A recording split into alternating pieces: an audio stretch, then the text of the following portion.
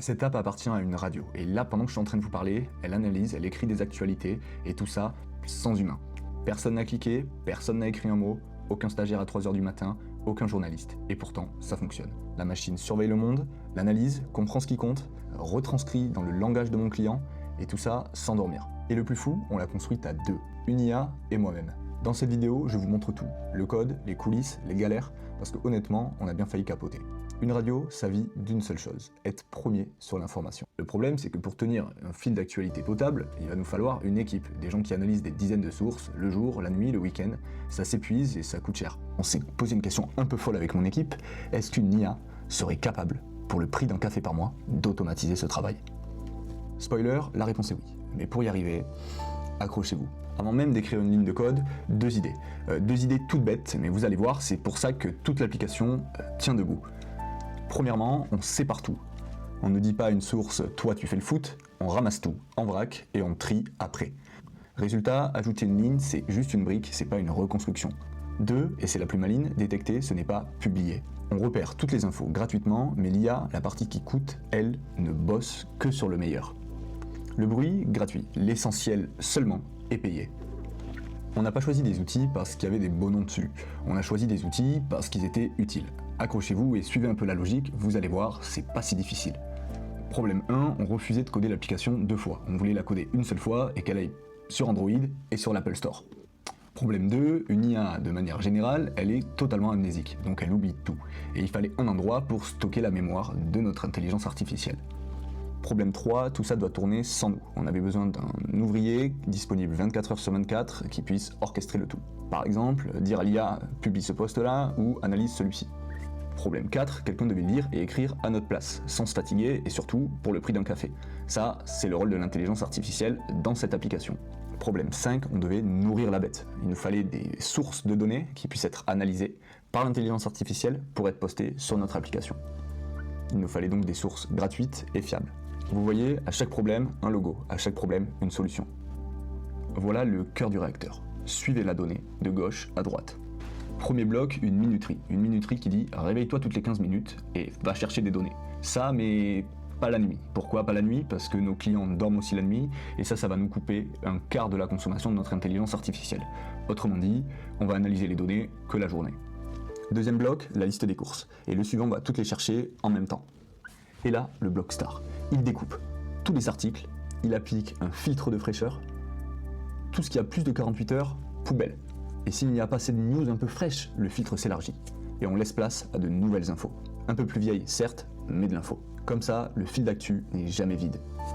Maintenant, un des passages les plus forts de notre développement. Regardez ces deux titres. Même événement, même match, mais pas le même titre.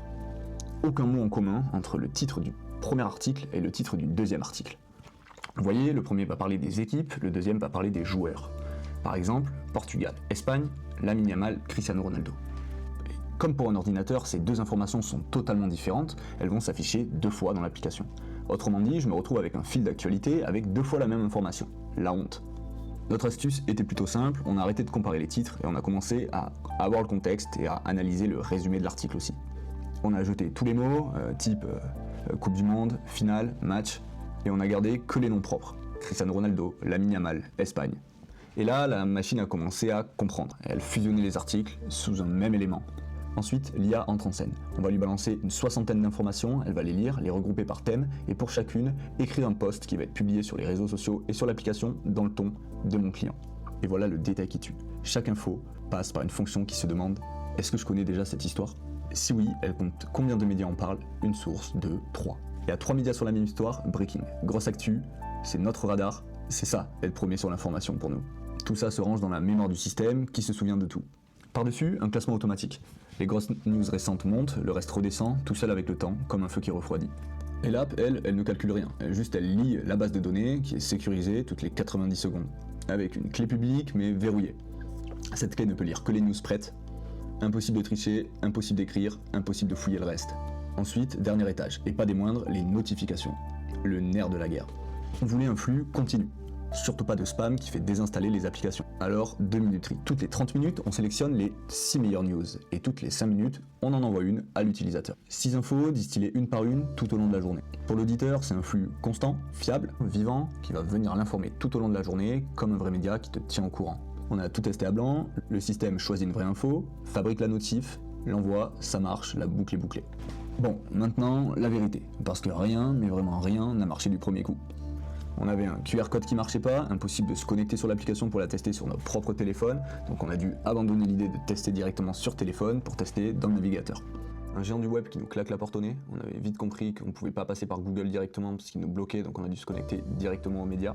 Des news hyper vieilles qui venaient dans notre algorithme, du coup on a dû soigner notre filtre fraîcheur pour vraiment capter les news les plus récentes.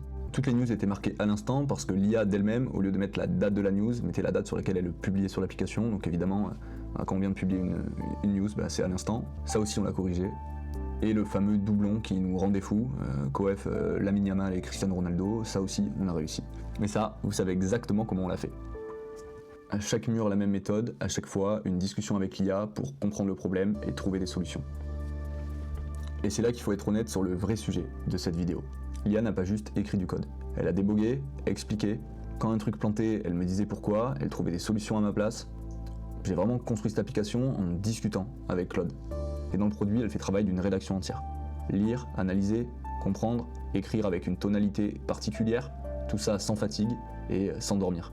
Ce système complet, surveillance, tri, notification, publication, c'est normalement une équipe entière qui fait ce travail. Nous, ça nous a pris une session, à deux, l'IA et moi. Au final, c'est pas l'IA qui remplace l'humain, c'est l'humain et l'IA qui remplacent 10 personnes. Aujourd'hui, ça tourne tout seul, une vingtaine de sources triées, publiées, toutes les 15 minutes, 100 personnes.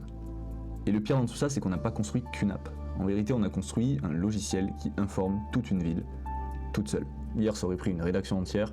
Aujourd'hui, un peu d'IA, un peu d'humain. Et surtout, l'envie de bien le faire. Et ça, c'est juste le début.